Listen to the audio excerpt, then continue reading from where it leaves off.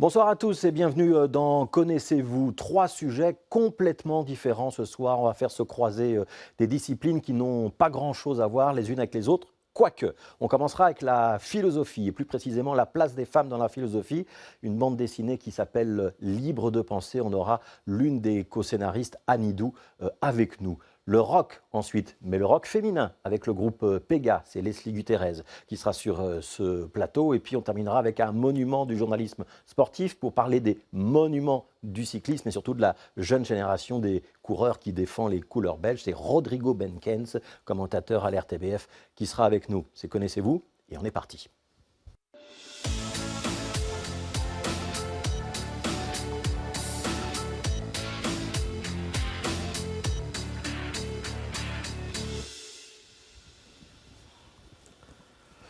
Bonjour Anidou. Bonjour.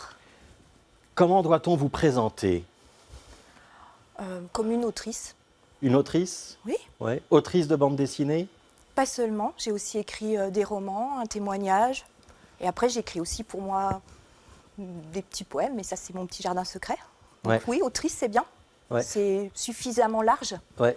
Co-scénariste d'une bande dessinée. C'est votre première BD? Oui. Oui. C'était un exercice facile de passer du roman à la BD? J'ai pas trouvé ça spécialement compliqué. Assez instinctivement, j'ai écrit le scénario comme on écrirait une pièce de théâtre, je dirais. Je ne sais pas si c'était la bonne technique, mais j'ai pris mes marques et j'ai pris grand plaisir à ça. Et maintenant, je me vois davantage écrire des scénarios que des romans. Ça veut dire que vous allez persévérer dans la bande dessinée? Oui. Ouais. Et vous avez déjà une idée du prochain thème? Oui, mais je ne le dis pas, un peu par superstition. J'espère que ça va aboutir. Ouais. Mais, ouais. Vous êtes superstitieuse? Je ne sais pas si c'est parce que c'est aujourd'hui sur un plateau de télévision. En règle générale, non. C'est peut-être aussi parce que j'ai pas envie qu'on me pique mon idée.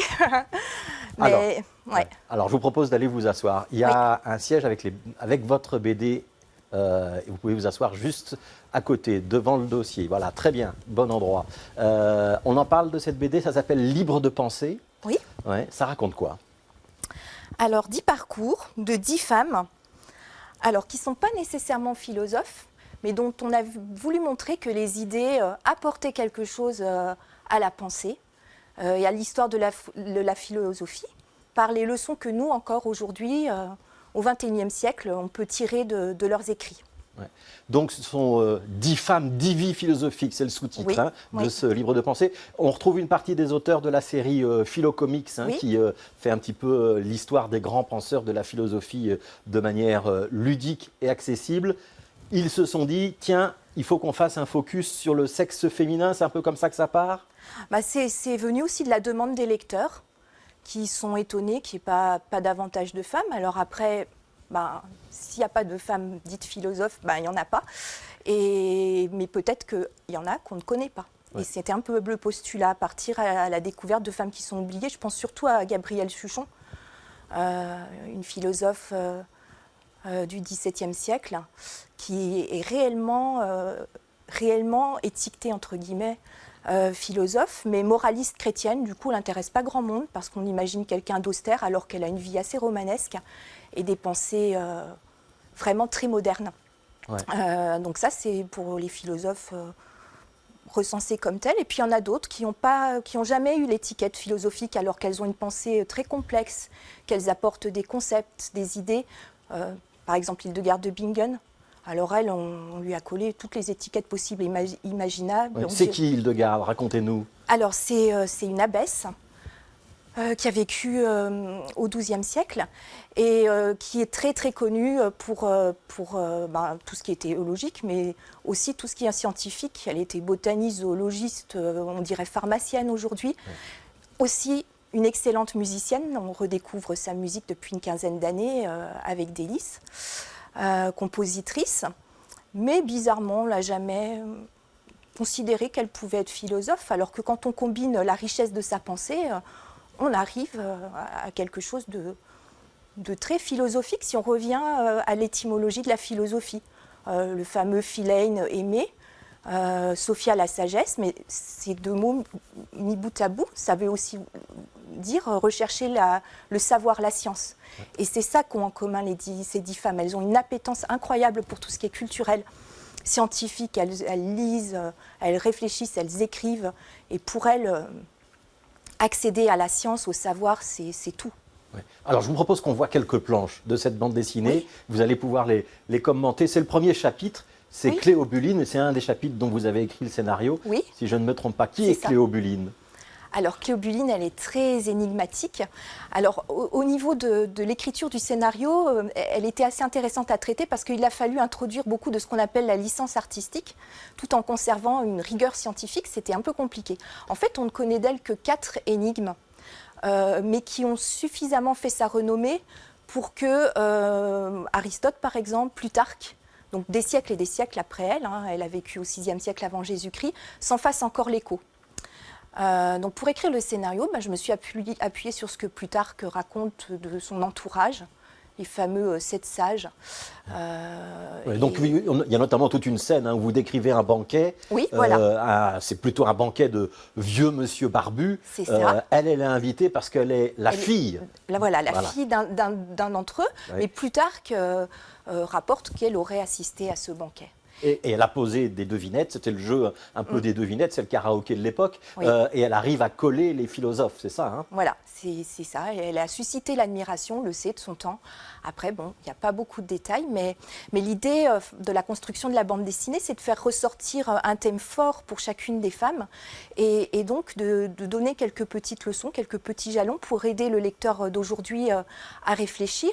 Et quand on réfléchit, nous, aux énigmes, on se rend compte que c'est très riche en sens. Mais vous pouvez en donner une des énigmes pour qu'on essaye de la résoudre, pour ceux que ça intéresse. Alors qu'on essaye de la résoudre. Alors là je les ai plus. Vous avez plus en tête. Alors il faut acheter la BD. Ça s'appelle Libre de pensée.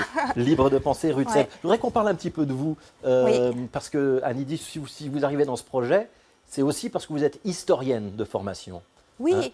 C'est ça votre rapport dans ce projet? Oui, alors en fait, ça a évolué. Jean-Philippe Thivet, qui est un des co-auteurs des 3 philo-comics avec Jérôme Vermeer, et mon frère, disons-le comme ça. Et puis quand il y a eu ce fameux problème qui s'est posé, enfin problème non, mais cette question qui s'est posée, pourquoi on ne mettrait pas le focus sur la pensée de femmes un peu exceptionnelle, qui ont une pensée singulière, il est venu me voir, sa sœur, prof d'histoire, je suis agrégée d'histoire en France, je suis française, en me disant tu verrais qui, toi? Et là, j'ai commencé. Christine de Pisan m'est venue en premier. Voilà, Hildegard de Bingen. Et puis, j'ai cherché. Et j'ai tellement bien cherché que l'équipe m'a adoptée. Ouais. Et vous donc signez une partie de ces 10 portraits. Ça termine avec Simone de Beauvoir, si je ne me trompe pas. Non, avec Etty Hillesum. Ah oui, Etty Hillesum. Pardon, on est néerlandophone si je prononce mal. Ouais. Mais donc on commence quand même très très loin, cette aventure. Donc Cléobuline, c'est moins 500, moins 600 avant Jésus-Christ. On va parler peut-être du Japon, Sei Shonagon. C'est qui cette dame? Alors elle, c'était mon coup de cœur. Elle a écrit un livre qui en français est traduit sous le titre de Notes de chevet. Si on traduit plus littéralement le japonais, que je ne parle pas, on dirait un livre oreiller. Et il y a quelques années de ça, elle était au sens strict mon livre de chevet. Donc elle a laissé un ouvrage, donc cet ouvrage, qui est quelque chose de très composite. Elle vivait à la cour, donc elle raconte des séquences de la cour, et puis elle distille un peu partout des petites listes sur ce qu'elle observe autour d'elle, et qui sont d'une très grande poésie, et qui invitent, quand on les parcourt, quand on les picore, je dirais presque dans le livre, parce que finalement on pourrait le lire de façon décousue, à s'interroger, nous aussi, sur ce qu'il y a autour de nous, à nous intéresser aux petits détails de la vie. Ouais. C'est les petites beautés du quotidien. Voilà, il y a un terme en japonais pour préciser ça. Oui, Utsukuchi. Pareil, je ne sais pas si je le prononce correctement. Oui, donc comme j'ai dit, on met le focus sur certaines thématiques. Donc là, oui, j'ai j'ai plus accentué sur le beau. Mais ce qui est intéressant quand on fait un travail comme ça à plusieurs, et quand on balaie beaucoup d'aires géographiques et chronologiques, c'est qu'on peut ensuite faire des ponts entre toutes les femmes. Et Jérôme Vermeers, qui s'est occupé de Nathalie Sarraute, et moi, quand on a vu les deux, on s'est dit, mais c'est incroyable, Nathalie Sarraute n'a peut-être jamais lu Séchonagon, mais elle a aussi ce rapport sensible au monde, à ce qu'on peut percevoir parfois au bord de la conscience, mais qui nous construit et puis qui construit notre environnement avec comme ça une interaction qui est très forte.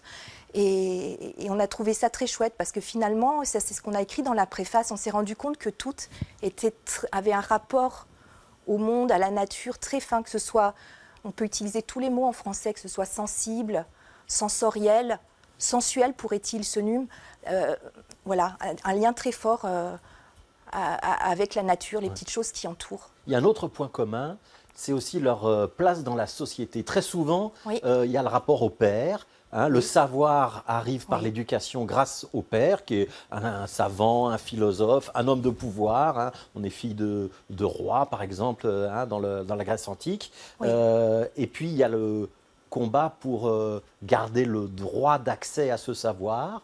On veut nous retirer parce qu'on est une femme, et le combat pour aussi ne pas se soumettre à l'homme. D'ailleurs, certaines choisissent par exemple d'être religieuses pour ça, dans l'histoire, pour ne pas dépendre d'un homme, pour pouvoir garder la capacité à continuer à étudier. C'est un combat quand même, non? Alors, je vous vois douter. Mais je ne dirais pas qu'elles n'ont pas choisi d'être religieuses. Parfois, elles choisissent entre la peste et le choléra. C'est le cas de Gabrielle Suchon. C'est soit tu te maries, soit tu vas au couvent. Elle, son idéal, c'est une troisième voie. Ne faire qu'étudier tranquillement en restant célibataire. Ça va devenir une théorie. Voilà, et c'est pour ça que justement, elle a eu cette fameuse, étiquette de philosophe, parce qu'elle a érigé ça en une théorie qui est d'ailleurs passionnante. Mais c'est vrai qu'elles ont tout ça en commun. Et donc, le père, on pourrait dire qu'elle reste quelque part dans l'ombre du père, mais en même temps, donc pour toutes celles de l'Antiquité, du Moyen-Âge, des temps modernes, elles sont reconnaissantes quelque part, parce qu'elles ont quand même la conscience que sans le père qui aurait consenti même un tout petit peu à les instruire, elles ne sauraient rien. Mais c'est jamais assez, elles veulent toujours plus, et on les comprend. Il faudrait qu'on revoie un petit peu les dessins et qu'on en parle un petit peu, parce qu'on développe... On n'a pas parlé de Marie. Voilà, on développe un discours très savant. Les dessins, c'est Marie Dubois, et la présentation générale, c'est un trait fin. Il y a beaucoup de légèreté, il y a beaucoup d'humour. C'est-à-dire qu'il faut se dire qu'on rentre là-dedans, pas du tout comme dans un grand ouvrage théorique de philosophie. Non. Et on peut remercier Marie pour ça, parce que par son trait et aussi par les échanges qu'on a eus avec elle, elle a introduit cet humour. Je disais tout à l'heure que je voyais moi un peu l'écriture comme une pièce de théâtre, mais en fait ça bougeait sans arrêt. Avec les échanges de Marie, elle disait là j'aimerais bien creuser, là j'aimerais bien savoir, tu m'envoies des documents, puis elle avait aussi des idées.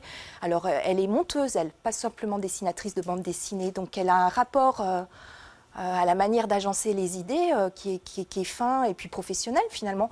Donc elle savait nous inviter à changer certains ordres. Elle disait là tu serais d'accord pour qu'on ajoute telle touche d'humour, et elle avait toujours de super idées. Elle a aussi participé à l'écriture des dialogues, et c'est vrai que son dessin est très très très chouette. À la fois fidèle à l'époque qu'elle représente, mais très, très moderne. On n'est pas dans la BD... je dirais belge traditionnelle. Donc c'est belge ou française, parce qu'on pourrait parler d'Astérix par exemple. Exactement.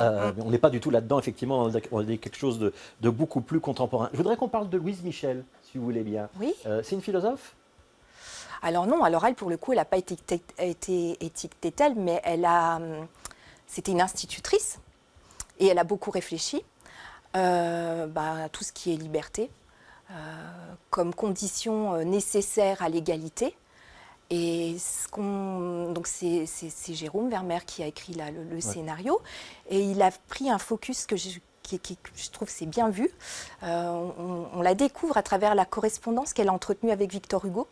Correspondance soutenue, tout au long de sa vie. Correspondance soutenue, mais qui s'est interrompue au moment où il a senti qu'elle basculait dans une forme de radicalité. Avec le sang qui est versé, et qui pour lui c'était peut-être l'étape de trop. Oui, il faut réexpliquer. Elle est institutrice, Oui. elle est une grande militante de l'école de la République en France, Oui. de Oui. l'école pour tous. Et puis il y a Napoléon III qui arrive, qui devient l'empereur, et elle est en opposition politique. Elle participe à la Commune de Paris, Oui. le soulèvement Très des Parisiens, activement, ouais. le soulèvement des Parisiens contre les forces fidèles à l'empereur, ce qu'on appelle les Versaillais. Elle est déportée en Nouvelle-Calédonie. Ouais. Elle reviendra plus tard. On lui propose de revenir et d'être graciée. Elle refuse, Ouais. parce qu'elle ne veut pas être la seule à être graciée. C'est quelqu'un qui a la révolte dans le sang, on va dire ça. Jusqu'où elle est prête à aller? Et finalement, pourquoi est-ce qu'on la retient dans un livre sur les grandes dames de la pensée? Bah justement, pour montrer que par amour de ses idées, elles sont prêtes à aller aussi loin que peut-être feraient certains hommes, à la mort en fait. Hein.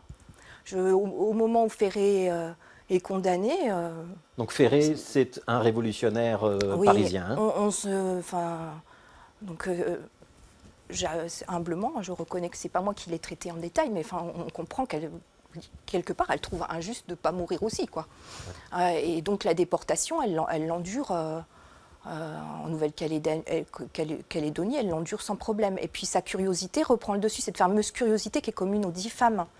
Et elle va observer la vie des Kanaks, écrire un maximum de choses pour que leur culture soit connue, prendre fait et cause pour eux. Ouais. Ce qui est novateur à l'époque, hein, parce que même les bagnards, hein, ceux qui ont été condamnés à l'exil sur cette île de la Nouvelle-Calédonie, ils sont très clairement des colonisateurs, ils sont du côté des colons. Et elle va prendre le chemin inverse. Bah évidemment, c'est quelqu'un d'intègre, d'entier.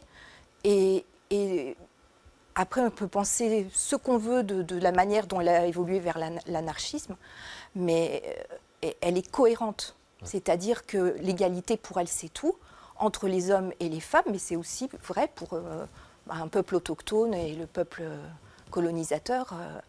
Il n'y a aucune incohérence dans ses idées. Et avec elle, c'est aussi un basculement. Hein. On sent que là, la lutte pour le féminisme, elle s'accompagne de la lutte sociale. Il y a un changement d'époque, un petit peu, hein, avec Louise Michel, et un changement peut-être de féminisme. Est-ce que ces 10 portraits de féministes, ces 10 portraits de femmes rattachées à la philosophie, ou c'est pas un terme qu'on peut employer? Féministe, vous voulez dire? Oui. Elle l'était sans le revendiquer.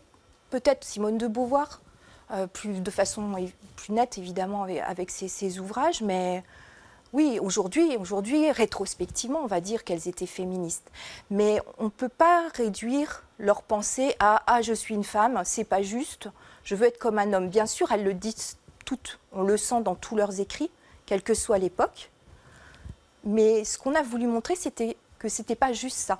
C'était pas juste « Ah, c'est pas juste, on veut être comme les hommes ». C'est aussi « On a une pensée originale ». Et on la défend, aussi bien que le ferait un homme. Quelle est laquelle de ces 10 penseuses qui vous a le plus impressionné, Annie Doux? Alors, impressionné, c'est marrant, j'aurais pu m'attendre à cette question. C'est peut-être quand même Gabrielle Suchon. Parce que quand j'ai commencé à mettre le nez dans ses livres, je me disais, oh, elle est barbante, la bonne catholique... Et après, je me suis dit, mais c'est fou ce que sous des airs comme ça, un peu gandés, on peut cacher. Et obéissante aussi, un petit et peu. Voilà, et puis elle hein. en joue. Elle joue de ça pour l'air de ne pas y toucher, en enrobant bien ça de religion, faire passer son idée de célibat volontaire qui est extrêmement, extrêmement moderne. Voilà, c'était peut-être elle, oui, qui m'a le plus impressionnée. Voilà, Gabrielle Suchon, l'un des 10 portraits de ce livre. Ça s'appelle Libre de penser et c'est aux éditions Rue de Sèvres. Annie Doux, dans cette émission, le principe, c'est de favoriser des rencontres. Vous allez rencontrer quelqu'un qu'a priori, vous n'avez jamais rencontré, je pense, puisqu'on va parler de rock bruxellois. C'est un domaine qui devrait vous être relativement étranger. Je reconnais que c'est le cas. Alors, vous allez rencontrer Leslie Gutierrez du groupe Pega. Bonjour Leslie. Je prends place? Je ne sais pas si je dois vous inviter. Voilà, Leslie, est-ce que vous pouvez vous présenter auprès de Annie Doux? Bonjour Anne, je m'appelle Leslie. Je joue dans un groupe de rock bruxellois du coup qui s'appelle Pega. Et dans Pega, on est 3. Il y a Anna et Barbara qui m'accompagnent musicalement.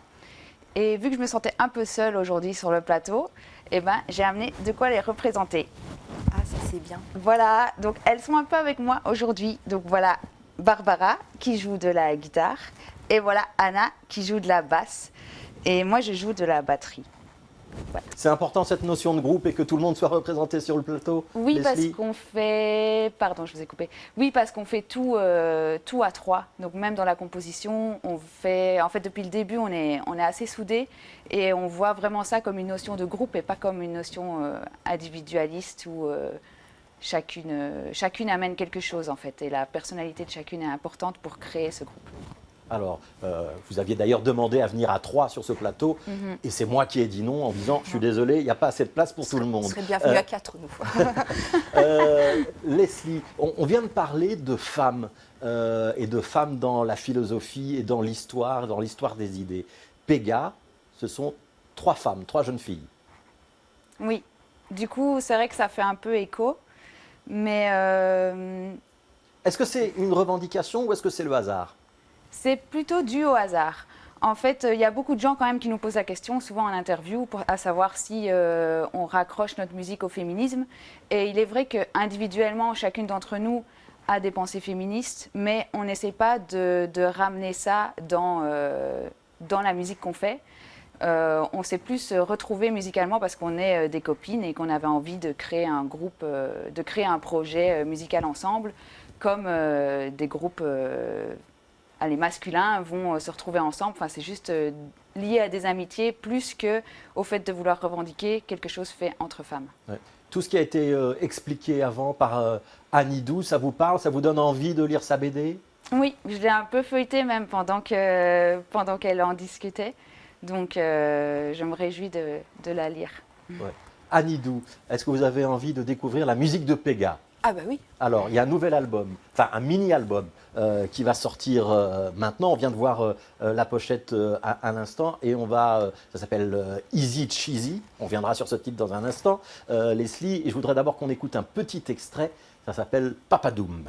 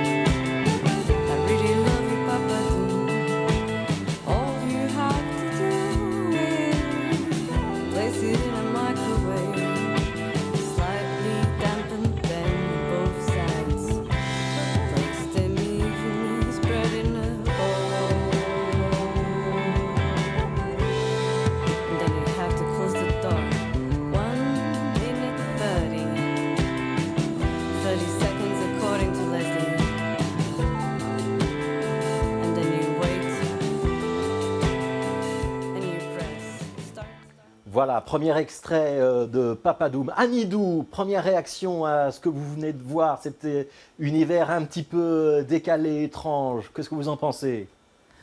Bah, moi, j'aime bien tout ce qui est plein de fantaisie.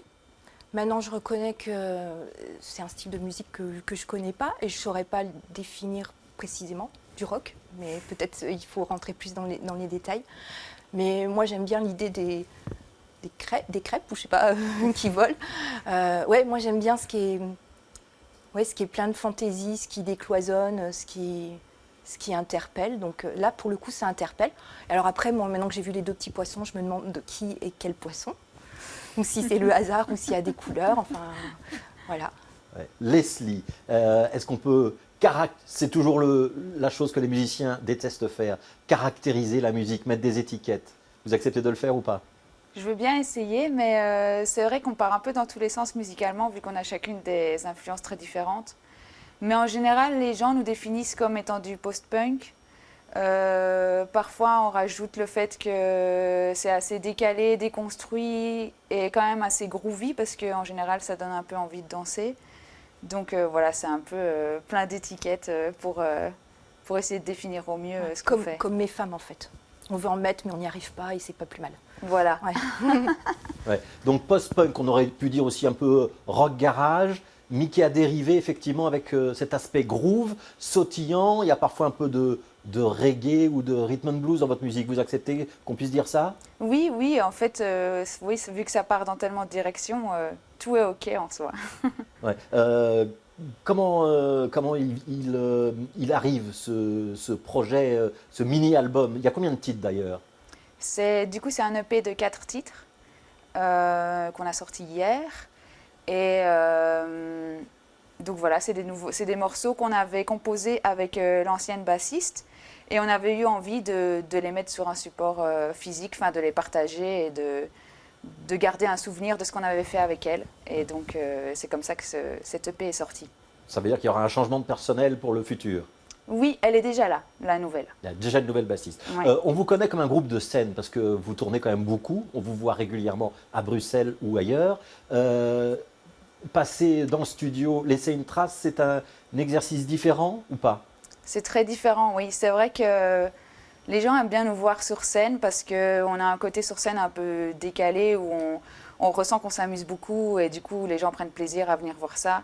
Et oui, ils aiment bien. Donc en fait c'est tout un autre exercice sur un support physique parce qu'on n'a pas ce côté visuel et c'est une autre approche en fait. Ouais.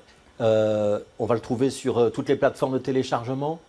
Oui, là pour le moment il est sur Bandcamp, mais on va le mettre aussi sur Spotify et sur toutes les plateformes pour pouvoir écouter. Ouais. Quand je suis allé voir sur Bandcamp, j'ai vu que vous faisiez du dino post-punk. Pourquoi dino? Dinosaure, hein? Oui, du dinosaure. Bah déjà, on aime beaucoup les dinosaures, enfin on aime bien les animaux en général. Ouais, les poissons et les dinosaures. Ouais, donc. voilà. Et en fait, c'est quelqu'un c'est un ami de la première bassiste qui nous a défini comme ça, et qui a défini notre musique de cette manière-là. Et on trouvait ça assez rigolo parce qu'on trouvait que c'était une démarche lourde et cadencée comme un dinosaure. Et donc ça a fait écho en nous et donc on a gardé cette appellation de dino post-punk. Ouais. Alors, je vous propose qu'on écoute un deuxième extrait. C'est un morceau un peu plus ancien. Ça s'appelle Je veux nager. C'est une reprise. On va essayer de deviner de qui est la reprise. Ceux qui ont un tout petit peu de culture musicale devraient s'en sortir. Et moi je veux nager encore une fois avec toi. Et moi je veux nager. Il a de l'eau sale dans le canal. Várias são as vantagens de uma piscina. Por comparação ao mar, ao rio ou um lago. À partida não há tubarões ou peixes-aranha. Só os amigos e conhecidos comigo trago. Et moi je veux nager encore une fois avec toi. Et moi je veux nager.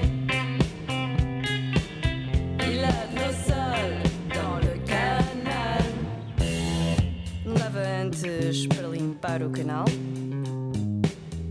Minha mãe me disse, pela raiz é que se corta o mal. Livrem-me desses cocós flutuantes. Tragam as enguias de volta antes. Oh! Et moi je veux nager encore une fois avec toi. Et moi je veux nager. Il a de l'eau sale dans le canal. un extrait de Je veux nager, c'est évidemment une reprise d'Arnaud. C'était important de faire un petit clin d'œil à Arnaud, Leslie Gutierrez? En fait, on nous l'a demandé, c'est pour ça qu'on a fait cette reprise. Donc c'est une organisation qui s'appelle Police School, qui a envie qu'il y ait plus d'espace où on puisse nager dans la ville de Bruxelles. Et du coup, pour promouvoir leur festival, ils ont demandé à plusieurs groupes bruxellois de faire une reprise de Je veux nager d'Arnaud. Parce que voilà, le fait de nager, le fait qu'eux veuillent mettre en place des piscines publiques le long du canal en plein air. Et parce qu'ils trouvent qu'il n'y a pas assez d'espace comme ça. Et voilà. Et vous avez adhéré à l'idée. J'ai vu un pélican, j'ai vu une chèvre, j'ai vu un poisson. Qu'est-ce que j'ai raté? La perruche avec la brosse à dents. La perruche avec une brosse à dents qui coiffe Ouais. la perruche. Ça vous a frappé ça, Anidou? J'ai bien aimé. Vous avez bien aimé. Est-ce que vous êtes sensible à cet univers, à cette musique ou pas encore? Et ben, je ne connaissais pas Arnaud. Je ne vous connaissais pas, mais je trouve qu'effectivement, ça donne envie de danser. Et j'aime vraiment bien l'univers, ouais. La Ouais. perruche, tout ça, la chèvre. C'est comme dans les tableaux de Chagall, ça part dans tous les sens. Ah, Chagall, c'est une belle référence, ça, Leslie Gutierrez? Ouais, j'aime beaucoup Chagall. Donc, Et moi aussi. ouais. Ouais. Les clips, vous les faites vous-même? Comment ça se passe? Ouais, c'est Barbara, du coup la guitariste surtout qui les fait parce qu'elle travaille beaucoup dans les arts visuels, les arts plastiques, etc. Donc elle a une approche à ce domaine. Et oui, donc c'est souvent des clips, on les fait nous-mêmes et avec un peu des moyens du bord, mais du coup on laisse notre créativité, on laisse libre cours à tout ça et on voit ce que ça donne après, quoi. Ouais. Barbara, elle chante en anglais, en portugais aussi? Oui, elle est portugaise. Il n'y a pas de frontières dans la musique? Non, pas de frontières dans la musique, pas de frontières dans la langue. On va mentionner vos prochains concerts, parce qu'il y a donc cet album Easy Cheesy qui sort maintenant, mais vous serez par exemple le 15 avril à Namur pour le Squat Festival, vous serez le 21 avril au Stuck, ça c'est à Leuven, donc Louvain en Flandre. Si on veut vous suivre, il y a une page internet, il y a une page Facebook. Oui, sur Facebook. Donc on tape Pega. Oui, Pega Bruxelles, vous trouverez. Ouais. Ouais, on trouvera. Qu'est-ce qu'on doit vous souhaiter, Leslie Gutierrez? Qu'est-ce qu'on doit souhaiter à Pega après la sortie de ce mini LP? Bah, des bonnes choses, j'imagine. Des bonnes choses. Plutôt le concert, plutôt la scène? Bah, les deux. Les Enfin, deux. ouais. Voilà, elle ne choisira pas. Anidou, sous votre BD, il y a un livre. Est-ce que vous pouvez le prendre en main? Oui. Est-ce que vous pouvez me lire la couverture? Alors, l'auteur Rodrigo Benkens, je suis toujours désolée pour la prononciation, et le titre Wout Remco Co. Ouais. Alors, la française que vous êtes décode-t-elle le sujet dont on va parler? Ah ben, l'illustration aide le cyclisme. Ouais. Ensuite, le petit bandeau m'invite à supposer qu'il s'agit du cyclisme belge, Voilà. plus spécifiquement. Alors, vous allez découvrir Ah, c'est cru. un monument du journalisme sportif. C'est Rodrigo Benkens qui est avec nous.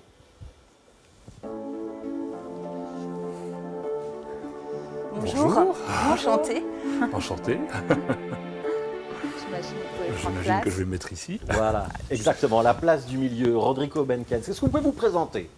Alors, cela fait maintenant 33 ans que j'ai pris perpète à la RTBF, la radio-télévision belge de service public. Je suis né d'un père bruxellois aux origines limbourgeoises et d'une maman portugaise. Mes parents s'étant rencontrés à l'Expo en 1958, après un coup de foudre, un flash qui a fait tout quitter à ma maman pour venir ici. Et voilà comment je suis arrivé ici, engagé par Marc Geniot en 1988 au sein du service des sports de la RTBF. Je me suis occupé essentiellement pendant toutes ces années de football et de cyclisme, mais vous pouvez me faire commenter une course de... Comment est-ce qu'on m'avait déjà dit ça? De tortue, il n'y a pas de problème, je peux encore m'en sortir aussi, mais ce sera sans doute moins passionnant. Voilà, et on vous connaît effectivement comme étant une grande voix du service des sports de la RTBF sur les matchs de foot et sur le cyclisme. Combien de Tours de France déjà à votre actif, vous avez compté ou pas? Le premier, c'était 1990. Je n'ai pas pu les commenter tous, il y en a 3 ou 4 que je n'ai pas commentés, je pense que je dois être à 28. Ouais, on peut parler en belge, hein, c'est 1990. Hein. Alidou, le cyclisme, vous suivez un petit peu ou pas? Ah oui, mais le Tour de France, moi je suis une vraie Française, donc pratiquement tous les ans, il faut que je sois quelque part au bord de la route à applaudir les cyclistes. Voilà, quand j'étais petite, forcément la caravane du Tour, c'était quelque chose. Maintenant, pour mes enfants, c'est quelque chose. Mon frère pratique le cyclisme. Ouais. Wout van Aert, ça vous dit quelque chose? Comment? Wout van Aert. Ah non, mais alors moi, oui, non. Non. Donc moi, pas je les suis noms. plutôt Thibaut Pinot, Oh, la chauvine. ce chauvinisme cocardier, Ouais, c'est puis pas sinon, bien. toute ma jeunesse, Voilà. j'ai longtemps eu dans ma chambre l'autographe de Greg Lemon. Ah, c'était formidable. C'est terrible, l'homme qui a battu Fignon pour 8 secondes. Bah oui, je sais bien. mais Attention, bon. parce qu'il est incollable. Rodrigo Vengal. Vous pouvez sortir n'importe quel nom, il va vous sortir une Je anecdote. crois que je n'ai encore l'autographe. Leslie Gutierrez, le cycliste, ça vous parle ou pas? Ben, je ne suis pas très sport, donc je ne suis pas vraiment le cyclisme, mais je fais énormément de vélo parce que c'est le seul moyen où je me déplace dans Bruxelles. C'est à vélo. Électrique? Non, pas électrique. Ah, Vélo de top. course en plus. Waouh. Alors, Rodrigo, je voudrais qu'on parle de ce livre. C'est un petit peu un hommage à la nouvelle génération des cyclistes belges, dont vous nous dites, on a adoré les Diables Rouges, on a adoré avoir Justine Hénin et Kim Clijsters au sommet du tennis féminin. Et en ce moment et dans les années à venir, ça va être la même chose avec nos cyclistes? Oui, oui, très probablement, parce que la comparaison avec Justine Hénin et avec Kim Clijsters est intéressante, puisque nous avons actuellement les 2 acteurs principaux de ce livre, Wout van Aert et Remco Evenepoel, qui sont 2e et 3e coureurs mondiaux quand même derrière Pogačar. Mais la différence avec le tennis, c'est qu'ils ne sont pas l'arbre qui cache la forêt. En fait, il y a énormément de jeunes, et il y en a une vingtaine dont je parle dans ce livre. On a mis une barrière, moins 25 ans ou moins. Et je ne suis pas allé en dessous de 18 ans, parce qu'il y a encore du talent aussi, mais entre 18 et 25 ans, on a une vingtaine de gars, ils ne vont peut-être pas tous réussir, mais qui peuvent s'imposer, et dans tous les registres d'une course cycliste. C'est-à-dire que ce qu'il nous manquait ces dernières années, c'était quand même des gars capables de gagner le Tour de France. Et il y en a? Oui, oui, il y en a un, je n'ai pas dit qu'il va le gagner, mais qui est capable de le faire. Remco Evenepoel vient d'avoir 23 ans. Il a gagné le Tour d'Espagne, il va essayer de gagner le Tour d'Italie cette année, avant de passer au Tour de France probablement en 2024. Il a toutes les qualités pour essayer de le faire. Mais il faut savoir quand même que depuis maintenant 30 ans, vous savez, quand vous arrivez en montagne, il y avait un groupe de 25-30 coureurs. Une fois qu'on arrivait à 25-30, il n'y avait plus un Belge. Donc la question était d'abord de savoir, est-ce que le futur vainqueur du Tour de France belge est déjà né? Ça, on m'a souvent posé cette question. Probablement. En tout cas, celui qui va essayer de le gagner. Et rien que ça, c'est déjà beaucoup. Alors, c'est un ouvrage qui est tout à fait passionnant, qui est très facile à lire. En fait, c'est la saison de cyclisme 2022, l'an dernier, que vous découpez par course, par compétition. Et le grand talent de Rodrigo Benkens et du co-auteur qui a écrit avec vous et qui s'appelle Julien Alas, c'est d'arriver à faire de la dentelle. C'est-à-dire qu'il y a plusieurs fils. On a le récit de la course, on a le récit des souvenirs de Rodrigo sur cette course, on a le portrait des coureurs belges, le portrait des, on ne va pas appeler les seconds couteaux, mais en tout cas ceux qui ne sont pas sur le devant de la scène, mais qui le seront peut-être un jour. Et puis vous arrivez à tricoter tout ça. C'est un exercice facile ou pas ? Non, non, c'est très difficile et vous faites bien de citer le nom de Julien Bialas, ce jeune journaliste qui m'a complètement bluffé. Moi, j'y croyais pas trop au début à cette aventure. Parce que moi, je suis quelqu'un qui m'exprime, je travaille depuis plus de 30 ans dans le langage oral, verbal. Ouais. Il y a des extraits de vos commentaires hein, qui ont aussi été reproduits dans l'histoire. Ouais. C'est vrai, mais vous savez, écrire les choses, ce n'est pas la même chose que les dire. Et moi, j'avais une petite crainte quant à la manière de reproduire en langage écrit ce que j'ai dit en langage oral. Et Julien a fait ça de manière remarquable. On a travaillé, on a parlé des heures pratiquement chaque semaine. Il enregistrait tout. Il m'envoyait par écrit ce que j'avais fait. Évidemment, on faisait des retouches. Non, ça, non, il faut le dire autrement, etc. Mais il m'a bluffé. En plus, pas une faute d'orthographe sur les noms des coureurs cyclistes. Quand vous écrivez Schwarzentrubber, je vous assure, c'est pas toujours évident. Il a été top. Et donc, c'est vrai que l'objectif du livre, c'est aussi d'avoir plusieurs lectures. C'est-à-dire que vous pouvez aussi, mettons, la prochaine grande course c'est le Tour des Flandres, vous pouvez arriver à la page du Tour des Flandres et vous dire, tiens, avant de regarder la course, quelles sont les anecdotes du Tour des Flandres? En fait, l'idée, c'est de comprendre à travers la saison 2022, comme vous l'avez dit, c'est de vivre le présent en comprenant le passé. Et en ayant un œil sur le futur. Bien sûr, sur le futur, un futur relativement à court terme, bien évidemment. Ouais. Anidou, Leslie Gutierrez. Donc j'ai compris que vous n'étiez pas des grandes fanas de sport en général, en tout cas pour Leslie. Est-ce qu'un commentateur sportif, ça vous impressionne? Est-ce que vous en avez en mémoire les noms de l'un ou l'autre? Est-ce que vous êtes du genre à couper le son quand vous regardez un match à la télé ou à la radio? Est-ce qu'il y a des grandes voix qui vous ont marqué? Qu'est-ce que vous pensez de ces personnages que sont les commentateurs? Je sais pas, moi, Nelson Montfort. Le Donc, sur patinage l'athlétisme. artistique. Ouais. Athlétisme, patinage artistique. Après, non, mais après j'ai des visages qui me viennent, mais je sais pas nécessairement donner les noms. Après, s'il m'arrive de m'asseoir sur le canapé quand mon mari regarde du football, je peux éteindre le son parce que c'est une encyclopédie du foot. Pareil pour mon neveu. Pour le vélo, c'est dommage que ce ne soit pas Jean-Philippe Thivet qui soit là parce qu'il s'y connaît. Voilà, donc dommage, je suis un peu le maillon faible de toute notre équipe pour parler de ça. Mais oui, et alors on parlait du Tour de France, ce commentateur-là qui est en direct, enfin sur le Tour, celui qui est parti il n'y a pas longtemps en retraite là. Je l'ai entendu pendant des années. Oui, à la télévision française. Pas à la télévision, celui qui... Enfin si, il est retransmis à la télévision, mais celui qui est toujours là, à la ligne d'arrivée. Ah, le speaker. Ouais, là, lui, il m'impressionne. Manjas. Oui, ça doit être... Oui, incroyable. Un débit incroyable. Surtout que lui, il est aussi obligé de citer tous les sponsors, ce que nous ne pouvons pas faire en termes déontologiques. Et donc, il parvient à passer du travail journalistique au travail marketing. Il a des obligations. Voilà, nous, notre boulot, c'est d'essayer de reconnaître d'abord les coureurs et puis de faire vivre la course. Ouais. En sachant que le cyclisme a ceci d'extraordinaire qu'aucune autre discipline n'a, c'est que c'est le seul sport où on peut parler d'autre chose que de sport. Oui, parce que, je précise quand même, les gens ne le savent pas ou très peu, que le Tour de France offre 40% des images, ce sont des images de paysages. Donc, à contrario, les images de coureurs ne représentent que 60%. Donc, les châteaux, l'histoire, la gastronomie, dois-je vous le dire quand même que c'est quand même pas votre point faible quand même en France. Non, mais donc, le patrimoine, c'est sûr, ça me parle. Mais ça nous permet évidemment d'aborder des choses. Si vous commentez un match de football et que vous faites un match en Norvège et que vous parlez de l'église d'Oslo, je pense quand même que le passionné de football va quand même se poser des questions. Tandis qu'en cyclisme, dans le Tour des Flandres, il y a plus d'églises que de kilomètres. Et je ne dis pas qu'il faut raconter une anecdote sur chaque église ou sur chaque village, mais il y a de quoi faire lorsqu'il y a des temps morts, ce qui arrive parfois en cyclisme, ce qui arrive rarement dans d'autres sports. Ouais. Leslie Gutierrez, vous suivez des retransmissions sportives à la télé ou ça vous arrive jamais? Alors pas du tout. Pas du tout, pas du tout. Mais j'ai pas la télé en plus, donc du coup, je pourrais pas...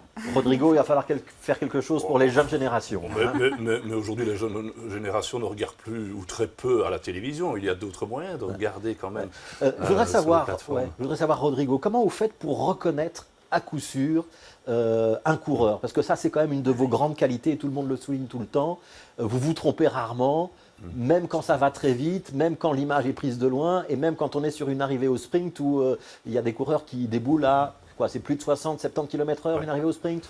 Oui, ça peut aller facilement jusque-là. Je dirais que les données ont complètement changé il y a 20 ans. Quand à la suite de la mort d'un coureur sur Paris-Nice, on a imposé le casque obligatoire. Donc évidemment, un gars qui a des longs cheveux, les visages, on ne les voit plus. Je ne parle même pas d'un contre-la-montre par équipe, où là, ce sont comme des pilotes de Formule 1, on ne voit plus rien. Donc il a fallu complètement changer la façon de se préparer. Moi, je travaille de deux manières, mais chacun à sa façon. D'abord, je travaille beaucoup la physionomie. Il y a des coureurs que je reconnaîtrai plus facilement d'hélicoptères que de profil, par exemple. Ça peut arriver. C'est une minorité, mais ça peut arriver. Et alors beaucoup par déduction. Et là, c'est le cerveau qui doit travailler. À cet endroit-là, ça ne peut pas être celui-là, donc ça peut être celui-là. Donc, mais le risque de se tromper, vous savez, moi, quand j'ai succédé à une légende qui était Théo Mati en 1990, le seul héritage qu'il m'a donné, il est très précieux, il m'a dit « Tu vas apprendre l'humilité ». Ouais. Je voudrais que vous nous racontiez votre première couverture de Milan-San Remo. Marc Jeugnot, je l'ai cité. Donc c'est le patron des sports de l'époque. C'est le patron des sports, c'est l'homme qui m'a qui m'a choisi. Il m'emmène donc, c'est ma première grande course à l'étranger et je suis assez stressé évidemment. Je suis tout jeune, je vais commenter cette grande course et je suis dans un hôtel à Milan et le téléphone sonne et la réceptionniste me dit dans un italien très facile à comprendre pour moi, écoutez, il y a quelqu'un qui vous attend ici, est-ce que vous pouvez venir à la réception? C'est monsieur Merckx. J'éclate de rire, je dis elle est vraiment bonne celle-là. Mais visiblement, cette personne n'avait pas l'air de rigoler. Je suis descendu, je suis tombé nez à nez avec Eddy Merckx. Et manifestement, Marc Geniot lui avait dit occupe-toi du petit. Et donc il a dit on va aller manger ensemble, on va. Et vous avez commencé par refuser. Et j'ai refusé, j'ai dit non, c'est pas possible, je suis pas du tout prêt pour demain. Non, mais on ne négocie pas avec Merckx.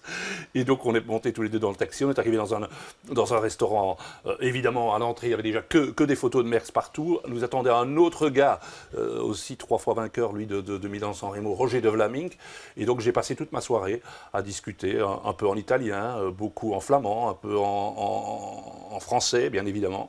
Et je suis rentré trop tard pour mon goût parce qu'on se levait très tôt. Merckx a commenté à mes côtés le lendemain. Toutes mes feuilles se sont envolées parce que, comme un bleu, je les avais écrites à l'encre, il a plu, tout est parti. Et c'est là que je me suis dit, waouh, quand même, ce que j'ai vécu hier, ça m'a donné quand même un background, un vécu qui déjà me servait.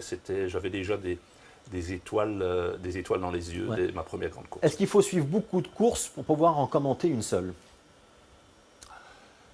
Alors c'est une très bonne question. Moi je pense que la vérité pour les uns n'est peut-être pas la vérité pour les autres. Mais je crois qu'il faut de toute façon, aujourd'hui il y a tellement de courses, il faut être au courant d'un maximum de choses. Le problème c'est que, vous savez maintenant quand vous faites toutes les étapes du Tour de France en intégralité, je crois que la dernière fois on a calculé pour moi c'était 115 heures de reportage en direct. Vous ne pouvez plus aujourd'hui être à la fois commentateur et journaliste d'investigation. Donc le travail journalistique demeure, car nous restons des journalistes, mais voilà, il faut tenir compte de ça. Et donc, c'est vrai que je crois que c'est très difficile aujourd'hui de pouvoir... On peut animer, mettre une ambiance dans une course cycliste, mais la décrypter si on ne suit pas la saison. Il ne faut pas oublier aussi qu'il faut essayer de vulgariser cela. Et si vous faites un Tour des Flandres, vous allez avoir un public à 90% de spécialistes. Mais si vous allez, peut-être Paris-Roubaix est peut-être une exception, mais sur le Tour de France, vous devez pouvoir être accessible aussi pour des gens qui ne regardent que le Tour de France. Oui, mais ça veut dire qu'on ne peut pas utiliser un vocabulaire.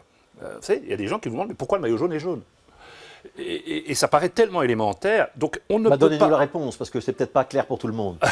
Parce qu'au départ, c'était le journal Lotto dont le papier était jaune. Et vous savez que ce n'est qu'après beaucoup, presque 20 ans, que le maillot, qu'on a donné un maillot distinctif au leader de 1903 à 1921. Le maillot distinctif, il n'y en avait pas. Mais donc, il faut pouvoir intéresser à la fois ces gens-là, ceux qui ne suivent le cyclisme que pendant le Tour de France, tout en ne dégoûtant pas ceux qui nous sont fidèles tout le temps. Donc être suffisamment précis et suffisamment accessible en même temps, le Tour de France, c'est toujours une balance, c'est toujours une question d'équilibre, c'est toute la difficulté, je crois. Alors je voudrais juste faire une petite incise, si vous permettez, Rodrigo, pour ceux qui aiment le Tour de France de cette période-là, avant-guerre, début des années 20, années 30, ceux qui aiment le journalisme et ceux qui aiment la littérature, il faut à tout prix lire les récits d'Albert Londres, un des pionniers du journalisme français, sur sa description du Tour de France. Et même l'historienne Annie Doux, je vous conseille de lire Albert Londres, sa couverture du Tour de France est extraordinaire. Annie Doux, Leslie Gutierrez. Il ne faut pas laisser trop les hommes parler. J'aimerais avoir... qu'est-ce que vous pensez de la vie de Rodrigo Mendes? Est-ce que ça vous plairait d'être à sa place, commentatrice d'une grande compétition sportive? Est-ce que c'est une vie qui vous fait envie ou pas du tout? Et qu'est-ce que vous auriez envie de savoir de son métier? Alors moi, tout à l'heure, vous disiez que vous étiez plus habitué à l'exercice du langage oral que écrit, et moi c'est l'inverse. Moi je suis à l'aise quand j'écris, quand je peux tranquillement peser mes mots, et donc m'exprimer comme ça à chaud, c'est une angoisse pour moi. Ouais. Donc, le commentaire en direct, vous ne le sentez pas? Ah non. Ou alors il faudrait que j'ai Laurent Jalabert, enfin comme il y a en France, des consultants. Ouais. Mais il en a un consultant, Rodrigo. Bien sûr, et un Français d'ailleurs. Ah, et c'est qui alors? Cyril Saugrain. Voilà. Qui a été directeur sportif notamment Non, d'équipe. non, il a gagné une étape du Tour il y a déjà presque 20 ans. J'ai beaucoup travaillé avec des anciens champions français. Je crois que Fabrice, vous vouliez parler de Cédric Vasseur et Laurent Fignon, avec qui j'ai fait aussi un Tour de France, personnage très particulier et très très attachant aussi. Ouais. Leslie Gutierrez, ça vous fait rêver la vie de Rodrigo Benquez ou pas du tout? Ça me parle moins, mais j'avoue que comme Anne disait, en fait, on a chacun choisi la manière de s'exprimer qui nous correspond le mieux.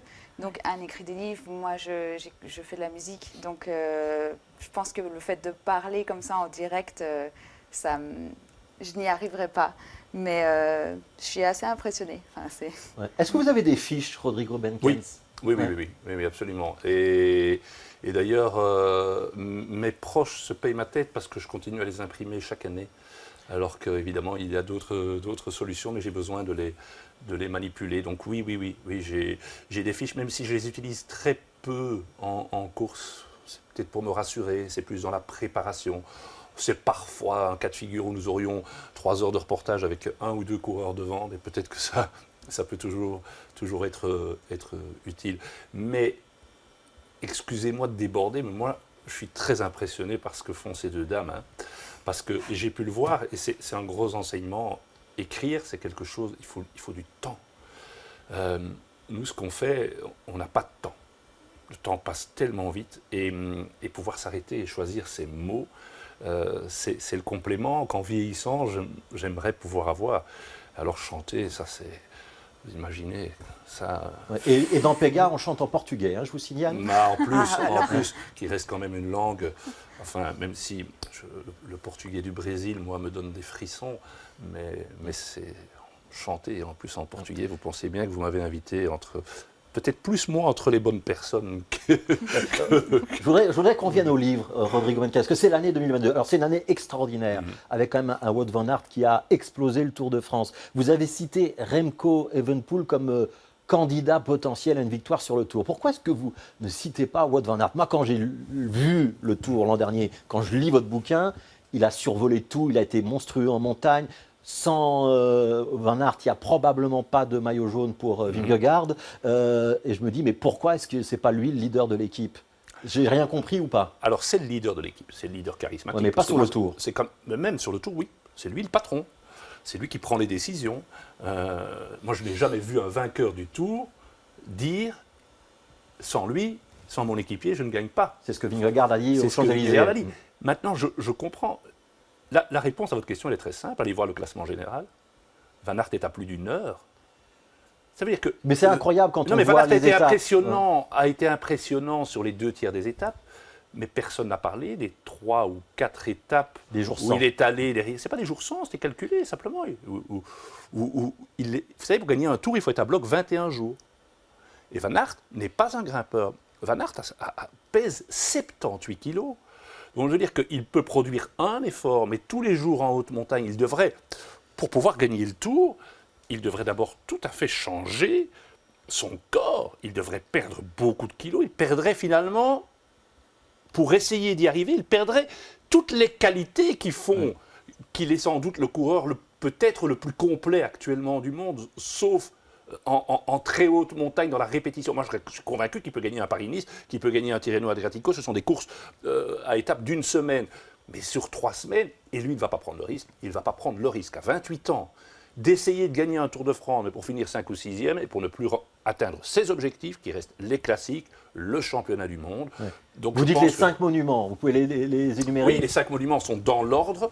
Milan-San Remo en Italie, c'est déjà passé. Le Tour des Flandres, et Paris-Roubaix en Belgique et en France qui arrive. Liège-Bastogne-Liège, toujours le dernier dimanche du mois d'avril. Et puis le 5e monument est le seul qui se déroule en automne, c'est le Tour de Lombardie. Donc, lui, son rêve, c'est de gagner ces 5 monuments-là, plus le championnat du monde. 6 objectifs, il a 28 ans, il n'en a gagné qu'un sur 6. Donc ce n'est pas demain qu'il va se présenter au Tour de France avec le but de le gagner. Ouais, Rodrigo, vous avez écrit un super bouquin sur cette année 2022. Imaginons que l'année 2023 soit aussi belle. Vous êtes obligé de remettre le couvert ou pas? Non, Non, parce que c'est quelque chose qui se prépare, je crois que ce n'est pas à vous qu'il faut le dire, bien à l'avance. Donc nous avons pris le risque de commencer ce livre en janvier 2022. Donc c'est trop tard. C'est trop tard. Mais rien ne nous empêcherait peut-être d'imaginer, on verra quelque chose pour 2024. 2024 qui va être une année très particulière, avec pour la première fois dans l'histoire du Tour depuis 1903, un Tour qui ne se terminera pas à Paris, parce qu'il y aura concomitance avec les Jeux Olympiques, et donc qui se terminera sur la promenade des Anglais, qui partira de Florence pour arriver à Nice, et qui se terminera par un contre-la-montre individuel, ce qui n'est plus arrivé depuis 1989, et on en revient à la fois où Greg LeMond avait battu Laurent Fignon pour 8 secondes. Et on sait qu'Evenepoel aime beaucoup les chronos. Et vous savez qu'en plus, la date du dernier jour, est-ce que c'est écrit dans les étoiles? Je n'en sais rien. La date de cette dernière étape contre la montre sur la promenade des Anglais, c'est le 21 juillet, le jour de la fête nationale belge. Voilà, je vous avais dit que c'était une encyclopédie vivante. Il en a fait la démonstration. Rodrigo Benquez, ça s'appelle donc Wout Remco Co. C'est aux éditions Kennes, Libre de pensée de Anidou avec ses co-auteurs, cette bande dessinée. Ça, c'est aux éditions Rue de Sèvres. Et Pega, le mini-album, l'extended play, comme on dit, paraît maintenant. Ça s'appelle Easy Cheesy, c'est notamment sur Bandcamp. Merci à tous les trois. Est-ce que vous avez pris plaisir à vous rencontrer? Oui. Ouais, c'était chouette. Ah oui, moi vraiment, je vous dis, chanter, écrire, voilà les deux choses que j'aimerais peut-être encore faire, même si je pense qu'écrire avec moins de talent, je pense que c'est quelque chose que je pourrais encore faire. Chanter, je pense que ce sera dans une autre vie, mais... Il n'est jamais trop tard. C'était Connaissez-vous. Merci de nous avoir suivis. Vous pouvez nous retrouver sur les réseaux sociaux, Facebook notamment. Un petit like, un partage, ça fait toujours plaisir. Et on sera là la semaine prochaine.